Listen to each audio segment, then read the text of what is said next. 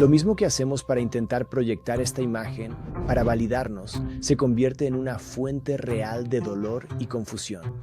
Tiene que haber una mejor manera. El verdadero arca fue construida desde antes de la fundación del mundo. Jesucristo es el verdadero arca. Donde quieran que estén, testifico que la puerta del arca sigue abierta. Solo necesitan entrar.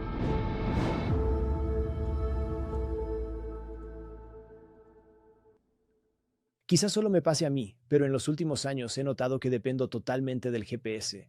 ¿Te identificas? Hace unos años estaba en Roma y estábamos caminando usando Google Maps, tratando de encontrar el Coliseo.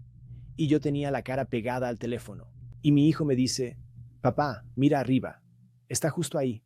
Literalmente podíamos ver el Coliseo, pero yo solo estaba concentrado en el GPS. Y eso no es tan malo como podría ser. En 2023, y no me estoy inventando esta historia, 2 turistas en Hawái siguieron su GPS, aunque los llevó directamente al océano. Condujeron por una rampa para botes hacia el océano porque el GPS se los indicó. Estaban escuchando la voz equivocada. Y eso es exactamente lo que sugieren los capítulos de los que vamos a hablar hoy. Que cuando sigues las voces equivocadas te metes en grandes problemas. Pero también hay mucha esperanza en estos capítulos, porque incluso con el diluvio que venía, Noé aún fue advertido. Incluso en medio de la Torre de Babel, Dios preparó una manera para que Jared y su familia escaparan. Jared, Noé, nos enseñan que incluso cuando la sociedad se desmorona, nosotros no tenemos que hacerlo. Y hoy vamos a explorar 2 momentos clave en la historia temprana de Génesis: el diluvio y la Torre de Babel. Ahora, si recuerdan, en nuestra primera clase hablamos de una visión general de la historia del Antiguo Testamento. Y durante las últimas clases nos hemos enfocado en la parte temprana de la historia, la creación, el diluvio, la Torre de Babel, y hoy vamos a terminar esta sección. Al hacerlo, veremos cómo Jesucristo es central en el arca, el símbolo y el convenio, y el nombre. Así que en el capítulo 6 de Génesis se nos presenta al profeta Noé. Leemos que Noé era un hombre justo, intachable entre la gente de su tiempo, y caminaba fielmente con Dios. Desafortunadamente, la gente de la época de Noé no caminaban fielmente con Dios. De hecho, hubo un pecado específico que fue tan grave que llevó a Dios a enviar un diluvio para cubrir la tierra. Probablemente recuerdas cuál era ese pecado, y esto me recuerda a la noche de películas en familia. Quizás tú también has estado ahí. Se siente el aroma de las palomitas de maíz en el aire. La gente discute sobre qué película vamos a ver. Los niños sugieren un título. Buscamos reseñas en línea. No sé si esta sea una buena película para nosotros. Y los niños preguntan, ¿por qué? No hay sexo, no hay malas palabras. Solo hay violencia. ¿Eso pasa alguna vez en tu casa? Bueno, en la Biblia leemos que el pecado que causa el diluvio es que la tierra estaba llena de violencia. Así que tal vez no deberíamos decir, cuando elegimos nuestro entretenimiento, que es solo violencia. Los profetas modernos han advertido en contra de consumir este tipo de medios, y la ciencia moderna también lo hace. Por ejemplo, un psicólogo prominente acaba de enseñar que los experimentos aleatorios demuestran de manera concluyente que la exposición a la violencia en los medios aumenta inmediatamente la probabilidad de comportamientos agresivos, tanto en niños como en adultos, a corto plazo, y la exposición de los niños a medios electrónicos violentos, incluidos los juegos violentos, conduce a un aumento a largo plazo en su riesgo de comportarse de manera agresiva y violenta. En resumen, la violencia y los medios violentos no son buenos para ti, y tampoco son buenos para el Espíritu Santo. Recuerda lo que dijo Mormón: el pueblo se deleitaba en derramar sangre continuamente. El Espíritu del Señor no permanecía en nosotros. Ahora, piensen en sus propias vidas. No tiene que ser una experiencia dramática. ¿Han notado en su propia vida que los medios violentos hacen que el espíritu se aleje? Ahora estaba hablando con algunas personas sobre esto, y alguien dijo, bueno, ¿qué pasa con la Biblia? Hay cosas bastante violentas en la Biblia, y es cierto. Así que empecé a preguntarme, ¿existen categorías de medios que presentan violencia y que sean aceptables? Hay pasajes intensos de violencia en la Biblia, pero la Biblia no glorifica la violencia ni enfatiza en exceso los detalles sangrientos. No estoy viendo una imagen terrible de ello. Así que tal vez haya algunas categorías que presentan violencia y que están dentro del ámbito de lo aceptable. Por otro lado, ¿existe alguna categoría de medios que presentan violencia que nunca sea aceptable? Piensen, por ejemplo, en estar en la antigua Roma. Quizás estés en el Coliseo viendo cómo un ser humano mata a otro. Es difícil imaginar que el Espíritu Santo esté presente en un evento así. Así que cada uno de nosotros puede buscar la guía del Espíritu sobre cómo aplicar este principio claro. Dios se entristece cuando sus hijos abrazan la violencia. Me encanta reflexionar sobre esta idea de un pastor llamado John MacArthur. Él dijo, no deberíamos entretenernos con los pecados por los cuales Cristo murió. Pero tristemente, en los días de Noé, la violencia había consumido por completo a la sociedad, así que Dios llama a un reinicio divino. A Noé se le asigna la tarea de construir un arca, y este es un evento realmente épico. El arca mide aproximadamente 500 pies de largo, 85 pies de ancho y 50 pies de alto. Eso equivale a aproximadamente un campo y medio de fútbol americano de largo y 4 pisos de alto. Por cierto, si alguna vez estás en Kentucky, definitivamente deberías visitar la réplica en vivo del Arca de Noé. Se llama el Ark Encounter y fue construida con las mismas proporciones. Y lo que me fascina de esta réplica del arca es que tomó 2 años y $100 millones construirla. Ahora bien, Noé no tenía ese tipo de presupuesto. La Biblia no es clara respecto al tiempo, pero parece probable que a Noé le tomó mucho más de 2 años construir el arca, lo cual es especialmente impresionante si recordamos que no estaba lloviendo cuando Noé la construyó. Así que piensa en la fe que se necesitaría, día tras día, año tras año, para construir un arca que ni siquiera tienes la certeza absoluta de que vas a necesitar. ¿Puedes imaginarte a Noé? Sus manos están cubiertas de tierra, las sandalias llenas de barro. Huele a madera de gofer. Camina cojeando por una lesión que sufrió la semana anterior mientras cargaba madera. Se está secando el sudor de la cara cuando escucha a uno de los aldeanos gritar: Noé! ¿Todavía sigues construyendo ese arca? Estás loco. Y tal vez piensa para sí mismo: ¿estoy loco? Esto sería tan difícil. Por eso, en el libro de Hebreos, dice que por la fe, Noé, cuando fue advertido sobre cosas que aún no se veían, con temor reverente, construyó un arca para salvar a su familia. Ahora, realmente estoy agradecido de que hoy no se nos pida construir arcas. Ni siquiera puedo construir un columpio para mis hijos. Así que esto requeriría una enorme cantidad de fe. Piensa en este versículo. Por la fe, Noé, habiendo sido advertido por Dios acerca de cosas que aún no se veían, con temor preparó el arca para que su casa se salvase. Y esto no es solo historia antigua.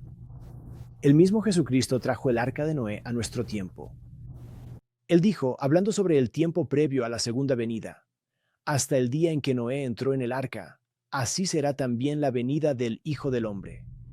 La gente comía, bebía, se casaba y se daba en matrimonio. Hasta el día en que Noé entró en el arca.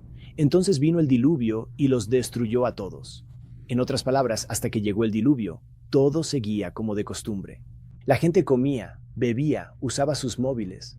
Muchos fueron sorprendidos cuando llegaron las inundaciones. Cristo dice que así será su venida. La vida cotidiana simplemente seguirá avanzando. La gente seguirá celebrando recepciones de bodas, pero un día mucha gente será sorprendida. Otros, sin embargo, habrán estado escuchando a los profetas. Habrán sido advertidos de cosas que aún no se ven. Como Noé, nosotros hemos recibido esas advertencias. Tenemos guía profética sobre cómo, hablando metafóricamente, podemos construir un arca para protegernos a nosotros mismos y a nuestras familias, como lo hizo Noé. Pienso en algo tan simple como el estudio diario de las Escrituras. Imaginen a una madre que dirige un pequeño devocional cada mañana con su familia. No es nada dramático, unos pocos versículos de las Escrituras, una oración tal vez, si tenemos suerte, un verso de un himno. No es fácil, los niños se quejan, el niño pequeño está llorando. Esta imagen hace que parezca que siempre es feliz. Puede que no sea así en tu casa, pero ¿pueden ver que esta mujer, a través de su diligencia, está poniendo un clavo en el arca para su familia? Cada mañana, un paso a la vez. Y me di cuenta, mientras hablábamos de esto, que podría ser frustrante para algunas personas que están haciendo lo mejor que pueden, pero dicen, yo no estoy construyendo un arca, yo solo tengo un bote con goteras. Estoy haciendo lo mejor que puedo, eso es todo lo que tengo. Pero aquí está la buena noticia. En cierto sentido, nosotros, como Noé, estamos haciendo lo mejor que podemos para construir un arca que ayude a nuestra familia. Pero en última instancia, no se trata del arca que construimos, porque el verdadero arca fue construida desde antes de la fundación del mundo. Jesucristo es el verdadero arca. ¿Alguna vez has notado todas las conexiones escriturales entre Jesucristo y el arca? Por ejemplo, leemos que estaba a la puerta del arca. Es singular, no las puertas, solo una puerta. Y eso, por supuesto, nos recuerda a Jesucristo, quien dijo, yo soy la puerta. El que por mí entrare, será salvo. En última instancia, o entraste por la puerta y estás dentro del arca, o no entras por la puerta y pereces en el diluvio. El arca es el único medio de supervivencia, así como lo es Jesús. Ahora hay otra conexión con Cristo. Esta es realmente poderosa, pero es fácil pasarla por alto. Está en el versículo 14. El Señor dice, hazte un arca y la calafatearás con brea. Esto puede ser un poco confuso. Voy a ser honesto. Cuando leí este versículo por primera vez, pensé, no tengo idea de qué está hablando, y simplemente seguí leyendo. Pero a veces es útil mirar otra versión de la Biblia. Así que busqué una traducción diferente, y eso lo hizo más claro. Hazte un arca y cúbrela con brea por dentro y por fuera. Así fue un poco más fácil de entender. Noé se suponía que debía tomar esta brea, que deduje que era algún tipo de alquitrán, y cubrir completamente el arca con ella para que fuera impermeable. Y con eso casi me sentí satisfecho. Pero luego pensé, me pregunto qué pasaría si revisara el hebreo, las palabras detrás del inglés, por si hubiera más significado por descubrir. Pero hay un problema, no hablo hebreo. No leo hebreo. Ni siquiera puedo leer cursiva, pero afortunadamente existen herramientas en línea que pueden ayudarnos. Y si aún no la conoces, definitivamente te animo a que revises la Blue Letter Bible. Te muestra lo que significaba en su idioma original la palabra que ha sido traducida al inglés. Y puedes acceder fácilmente de forma gratuita, ya sea con la aplicación Blue Letter Bible o en blueletterbible.org. Así que busqué este versículo complicado sobre la brea, y la Blue Letter Bible no me decepcionó. Voy a mostrarte cómo usarla, y realmente te animaría a que sigas el proceso conmigo. Intenta descubrir cómo usar esto en tu propio estudio. Así que, como puedes ver en la pantalla, estamos navegando por la Blue Letter Bible, llegamos a Génesis capítulo 6, versículo 14. Luego, si haces clic ahí, puedes seleccionar la concordancia interlineal, y luego, al empezar a desplazarte hacia abajo, vas leyendo el versículo en la columna en inglés. Y puedes encontrar la frase clave que te interesa, en este caso, and shall pitch, y haces clic en ella. Veo que esa frase proviene de la palabra hebrea kafar, que significa cubrir, purificar, hacer expiación. Génesis 6 es la única vez que esta palabra griega se traduce como brea. Pero si te desplazas hacia abajo en la pantalla, podrás ver todas las otras ocasiones en que se traduce. La misma palabra hebrea se traduce como hacer expiación por. Ahora, podríamos hacer lo mismo. Recuerden, la palabra brea aparece 2 veces en Génesis capítulo 6, versículo 14. Volvamos al mismo versículo, bajemos a la frase con brea y hagamos clic aquí. Veo que es una palabra relacionada, kofar, y una de las definiciones que aparece es precio de una vida, rescate, soborno. Así que, en el contexto de Génesis 6, se refiere a un tipo de alquitrán. Pero en el contexto más amplio de la Biblia, con frecuencia se traduce como un rescate. Y eso me llevó a una declaración de Pablo, quien dijo, porque hay un solo Dios y un solo mediador entre Dios y los hombres, Jesucristo hombre, quien se dio a sí mismo en rescate por todos. Así que ahora tomemos estas definiciones en hebreo. Las vamos a volver a insertar en el versículo original. Hazte un arca y cúbrela por dentro y por fuera con kofar. Recuerda que far se traduce con mayor frecuencia como expiación y kofar se traduce con mayor frecuencia como rescate. Así que si tomamos estas palabras y las volvemos a poner en el versículo 14, hazte un arca y haz expiación por dentro y por fuera con rescate. Así que el arca está completamente cubierta con este betún. Por dentro y por fuera de nosotros mismos, necesitamos estar completamente cubiertos con la expiación de Cristo. Estamos a salvo en el arca, no porque seamos fuertes, sino porque Cristo lo es, y Él se convirtió en rescate por nosotros. Y cuando estamos cubiertos en su verdadero arca, entonces somos llevados a salvo a través de las tormentas. Así que recuerda, no necesitas construir el arca. Jesús es el arca. Solo necesitas entrar. Ahora quiero que nos detengamos y pensemos en esto.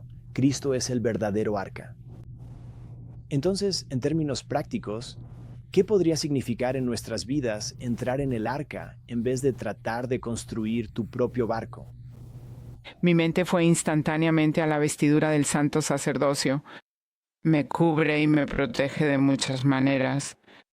Y luego, por dentro, me recuerda que Cristo está en mí. Y anoche, cuando estaba diciendo mis oraciones, le agradecí al Padre Celestial que estaba progresando en tener el templo en mí. Gracias.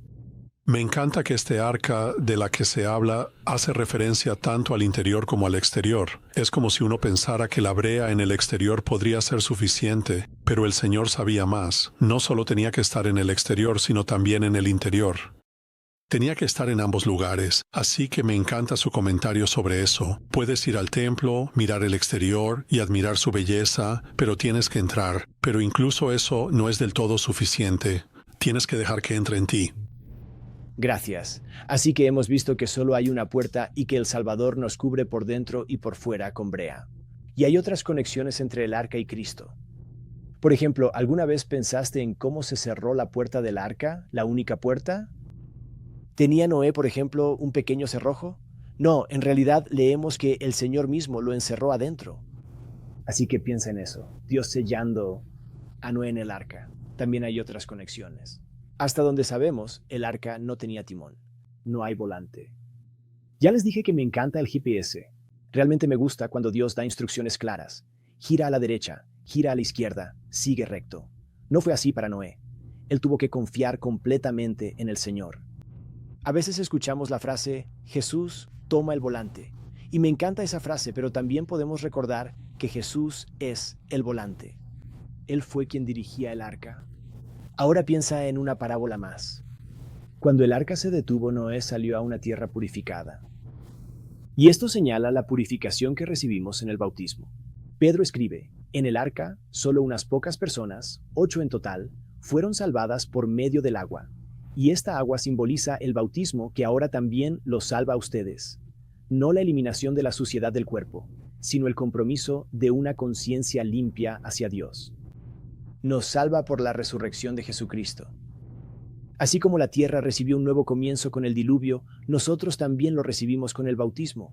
Pablo escribió, ¿no saben que todos los que fuimos bautizados en Cristo Jesús fuimos bautizados en su muerte? Por tanto, fuimos sepultados con Él por medio del bautismo en la muerte, para que, así como Cristo resucitó de entre los muertos por la gloria del Padre, así también nosotros vivamos una vida nueva. Así que el diluvio apunta a este momento en el que nos convertimos en nuevas criaturas en Cristo. Y eso nos lleva al pacto y a la señal que Dios hace con el diluvio. Así que después del diluvio, hay un pacto que Dios hace con Noé de que nunca más inundará la tierra. Y para dejarlo bien claro, Dios pone un arco iris en el cielo. Probablemente eres como yo. Te encanta buscar arco iris. No sé si cuando ves un arco iris piensas en una olla de oro o buscas duendes. O tal vez simplemente sacas una cámara para tomar una foto. Pero espero que la próxima vez que tú o yo veamos un arco iris, recordemos estas palabras del Señor. Él dice, yo pongo mi arco en las nubes, y será por señal de un pacto entre mí y la tierra. Antes asumía que arco era solo arco iris. Aquí lo es, pero según la Blue Letter Bible, la palabra hebrea suele traducirse como arco en el sentido de un arma. Como un arco y flecha. Ahora piensa en eso. Si piensas en el arco iris como un arco literal, nota que no está apuntando hacia nosotros. Está apuntando en dirección opuesta a nosotros. Así que tal vez el arco iris en sí mismo sea simbólico del hecho de que Cristo tomó nuestro castigo por nosotros. La flecha no está apuntando hacia nosotros, estaba apuntando hacia Él.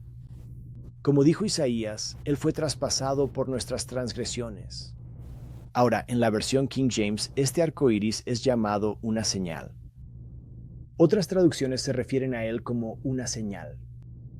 Estas palabras, señal y símbolo, tienen un significado especial para nosotros como santos de los últimos días, porque están conectadas con las ceremonias del templo. Como enseñó el profeta Brigham Young, tu investidura es recibir todas esas ordenanzas en la casa del Señor para permitirte regresar a la presencia del Padre, pasando a los ángeles, que están como centinelas, siendo capaz de darles las palabras clave, las señales y símbolos que pertenecen al santo sacerdocio, y obtener tu exaltación eterna. Así que, mientras intentamos desglosar un versículo como este, creo que otra herramienta útil es el diccionario de 1828, disponible en Google. Busca Diccionario 1828 Token. Si te preguntas, ¿qué significa token? Por ejemplo, cuando era niño, para mí significaba como las cosas que pones en un chalk y cheese, ¿verdad? En el contexto de la cita de Brigham Young, ¿qué es un símbolo? Así que, si vamos al diccionario de 1828, vemos que es una señal, algo destinado a representar o indicar otra cosa o un evento. El diccionario de esa época usa el ejemplo del arco iris para definir la palabra. Quizás piensen que esto es tedioso, hermano Hilton. ¿Por qué hablar de la Blue Letter Bible y del diccionario de 1828? Es porque espero que realmente sean herramientas que estés usando en tu propio estudio personal. No quiero que esta clase sea solo como, déjame compartirte un par de ideas interesantes. Espero que cuando estés estudiando y encuentres un versículo que no tenga sentido, uses estas herramientas para profundizar y desentrañar las cosas. Mientras empezaba a leer esta definición y a pensar en lo que significaba un símbolo, me acordé del capitán jefe Moroni y el título de la libertad. ¿Recuerdas cuando la gente vino corriendo junta, rasgando sus vestiduras como señal o como un convenio de que no abandonarían al Señor, su Dios? En este caso, la ropa rasgada era una representación simbólica del convenio que estaban haciendo. Así como el arco iris es un símbolo del convenio que Dios hizo con nosotros. Los símbolos son recordatorios de nuestras promesas. Y me parece interesante que, en el caso del arco iris, es un recordatorio no solo para nosotros, sino también para Dios. Él dijo, cada vez que aparezca el arco iris en las nubes, lo veré y recordaré el convenio eterno entre tú y yo. En otras palabras, un arco iris es la manera de Dios de decir, te recuerdo. Ahora bien, por supuesto, Dios no necesita un arco iris para recordarle, pero para nosotros es muy útil tener recordatorios de los convenios que hemos hecho. El patrón de Dios siempre ha incluido símbolos y señales para ayudarnos a recordar nuestros convenios. Ahora, nuestro último tema de hoy es ver cómo Jesucristo es central en el nombre. Hasta ahora hemos visto un arca, un convenio y un símbolo, todos los cuales nos señalan a Cristo. Pero antes de hablar de Cristo y el nombre, quiero hacer 3 desvíos, solo pequeñas aventuras en el camino. Primero, si tomas distancia y miras la narrativa del diluvio en su conjunto, vemos que no solo es un relato milagroso, es una obra maestra literaria. Es un quiasmo. Y muchos de ustedes probablemente han oído hablar del quiasmo. Es una forma de poesía hebrea. Se ve más o menos así. Tienes A, B, C, D, y luego hay un punto central principal, y después retrocede en orden inverso, D, C, B, A. Esta narrativa del diluvio está estructurada como un quiasmo. Es hermoso. Recuerda, esta es una forma de poesía hebrea. Comienza y termina con Noé y sus hijos siendo nombrados. Luego hay un pacto que Dios hace con Noé, que se refleja en un pacto que Dios hace con toda carne. Luego, las aguas de la tierra suben y descienden con simetría. Y la parte más importante, como sabes, en el quiasmo es lo que está en el centro. El mensaje central es que Dios recordó a Noé. Esa es toda la historia. Ahora, para los santos de los últimos días, estamos especialmente interesados en el quiasmo, porque hay quiasmos en el libro de Mormón. Y podrías preguntarte, ¿cómo es posible que José Smith, que no sabe nada sobre el quiasmo, pudiera incluir esta forma de poesía hebrea en el libro de Mormón? La respuesta sencilla es que no pudo haberlo hecho. Pero si miras un capítulo como Alma 36, la estructura quiástica aquí es tan intrincada. Estoy bastante seguro de que si José Smith lo hubiera puesto en el libro de Mormón, se lo habría contado a la gente. Como en 1836 habría habido un sermón y sucedió que José Smith habría dicho, ¿alguna vez notaron ese increíble quiasmo en Alma 36? Eso es asombroso. Honestamente no creo que José Smith supiera sobre el quiasmo en Alma capítulo 36. No se descubrió hasta más de un siglo después de su muerte. Ahora, por favor, no me malinterpreten. No basaría mi testimonio del Libro de Mormón en la presencia de quiasmos, pero es una de esas pequeñas piezas de evidencia. Eso testifica que José Smith no inventó nada. Él no conoció la poesía hebrea, pero Alma sí. Quizás piensen, wow, hermano Gillen, increíble. Si quieren leer más sobre quiasmos, aquí tienen. Así que he enlazado este y otros artículos en el sitio web del curso. Pero lo más importante que hay que recordar es que la parte central del quiasmo en Alma 36 es que el poder expiatorio de Jesucristo nos cubre. Y el centro del quiasmo del diluvio es que Dios se acuerda de ti. Y testifico que, así como Dios recordó a Noé, Él se acuerda de ti. Bien, esa fue una misión secundaria. La segunda misión secundaria es un poco más difícil. Es esta loca historia en Génesis capítulo 9. Cuando lo leíste probablemente pensaste, ¿qué está pasando aquí? Noé se emborracha. Y está desnudo. Entonces su hijo Cam lo descubre en la tienda, se lo dice a sus hermanos, y sus hermanos caminan hacia atrás para no ver a su padre desnudo, cubren a su padre. Y cuando Noé se despierta y se da cuenta de lo que ha pasado, se enfada mucho y maldice. No a Cam, sino al hijo de Cam, Canaán. Él dice, maldito sea Canaán, siervo de siervos será para sus hermanos. Ahora, podríamos leer esta historia y pensar, ¿qué está pasando? Esa es una gran pregunta y no sé la respuesta. Tenemos que recordar que esta historia tiene miles de años. Obviamente hay muchos detalles que nos faltan. Durante siglos, los comentaristas bíblicos han luchado con esta historia. Han propuesto diferentes posibilidades. Pero, históricamente hablando, hay una interpretación que es realmente perturbadora. Y es que, históricamente, este pasaje se ha utilizado para justificar la esclavitud de personas negras. Me encanta lo que dijo Martin Luther King. Usar la Biblia para argumentar a favor de la esclavitud y la discriminación racial es una blasfemia. Esto va en contra de todo lo que representa la religión cristiana. Tiene toda la razón. No puedo explicar lo que sucedió en Génesis 9. Los comentaristas han propuesto docenas de teorías y no lo saben con certeza. Lo que sí sé con certeza es que estas palabras del presidente Russell M.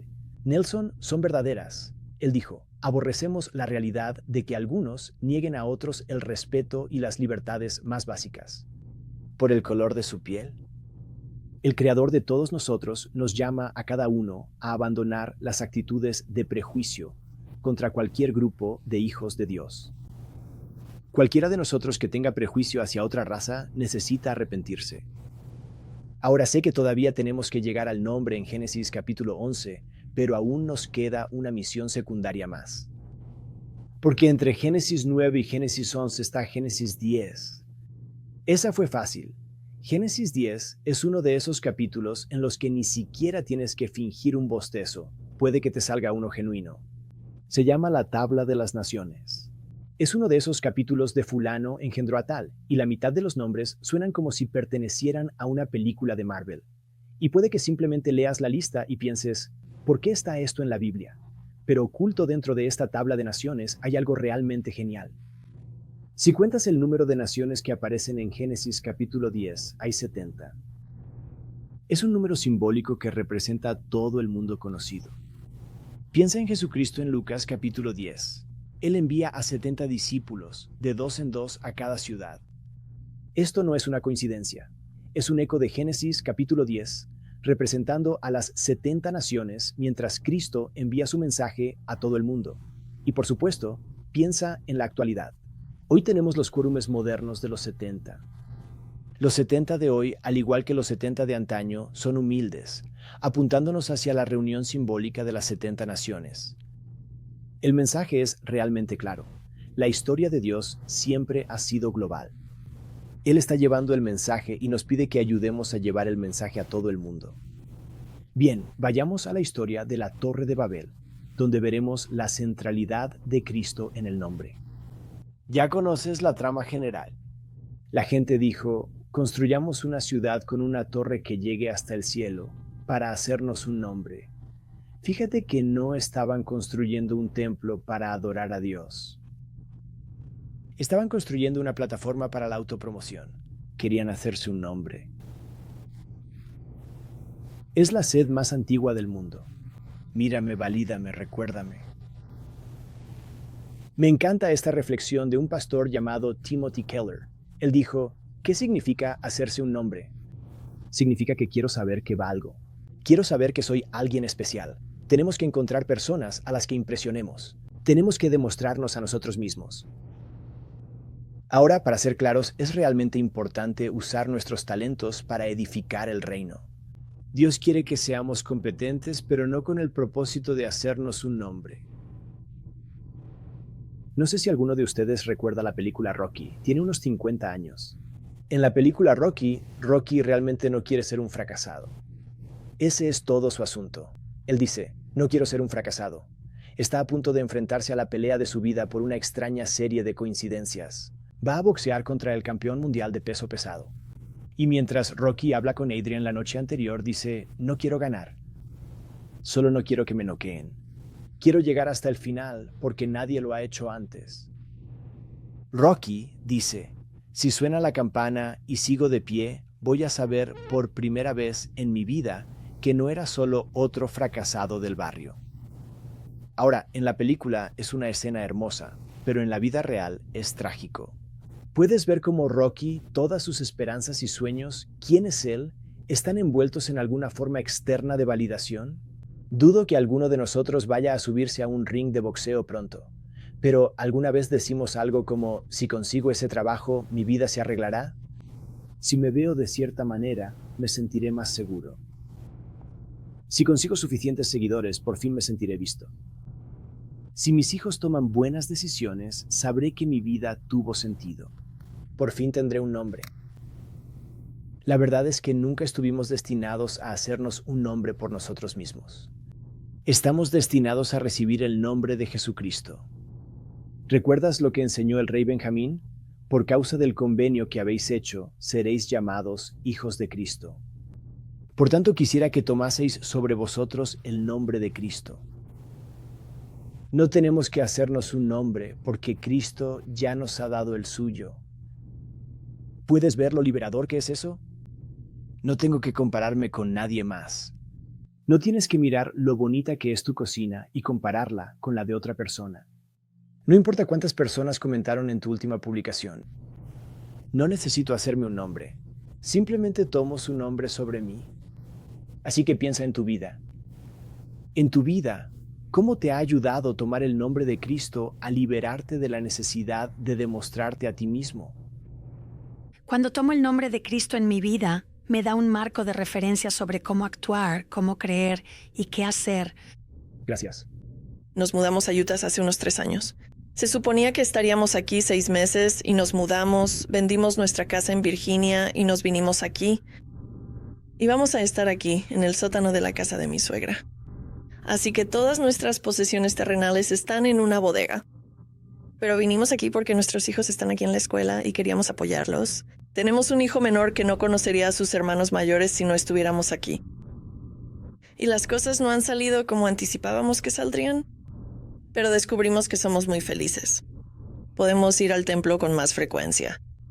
Estamos involucrados en nuestro barrio y simplemente nos damos cuenta de eso.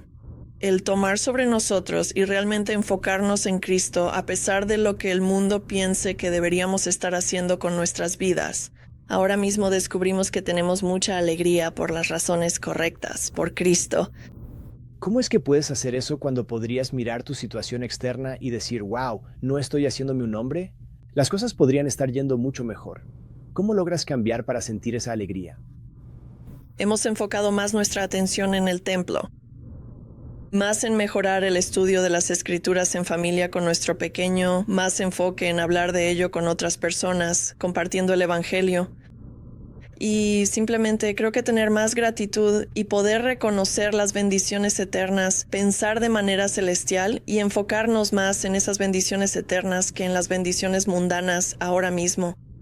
Creo que nos ha ayudado a darnos cuenta de que eso es lo que realmente importa, que estas cosas mundanas, ya sabes, simplemente no son tan importantes. Y gracias. Lo que me vino a la mente fue el yugo. Y el yugo está diseñado para que dos animales trabajen juntos. Y Cristo nos invita a unirnos a Él. Así que si estás unido a Él, no necesitas ningún otro nombre que ese. Ese es el socio todopoderoso. Amén. Gracias. Esto me hace pensar en la escritura del Libro de Mormón que habla de ser perfeccionados en Cristo y cómo se nos pide que seamos perfeccionados. El objetivo es la perfección, pero esto me ayuda a entender un poco mejor ese pasaje. Cuando tomo su nombre sobre mí, Él me compensa y me permite ser más completo, a pesar de mis debilidades o inseguridades. Y no tengo que preocuparme tanto por si mis fortalezas me van a llevar a donde necesito ir porque en realidad no importa. Lo que importa es que yo lo elija a Él y le permita fortalecerme para que pueda avanzar de una manera que le permita marcar la diferencia en la vida de otras personas, no solo en la mía. Me encanta. En esta clase suena perfecto, como que simplemente lo haré. Pero ¿cómo se hace? En la vida real, con preocupaciones y tensión, ¿cómo logras liberarte conectándote con el Salvador en su nombre? Así que no se me ocurre algo personal mío, pero tengo una abuela que cumple 95 años este mes. De hecho, durante su vida fue llamada muchas veces a servir en grandes posiciones de liderazgo, específicamente en la Sociedad de Socorro, tanto a nivel de barrio como de estaca. Y recuerdo que ella me contaba cómo simplemente no creía que alguien como ella pudiera hacer algo maravilloso o marcar una diferencia. Y aún así la llamaban una y otra vez para servir. Y al apoyarse en Jesucristo y permitir que Él la fortaleciera, pudo marcar una gran diferencia. Y estableció conexiones con personas con las que no pensaba que podría conectar. Pero creo que eso le dio confianza, que es similar a lo que creo que el presidente Nelson nos ha pedido, encontrar confianza ante el Señor.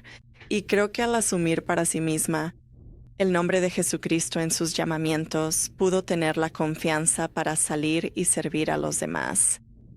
Y ayudarles a encontrar confianza y encontrar al Salvador y permitirles tomar sobre sí el nombre de Jesucristo.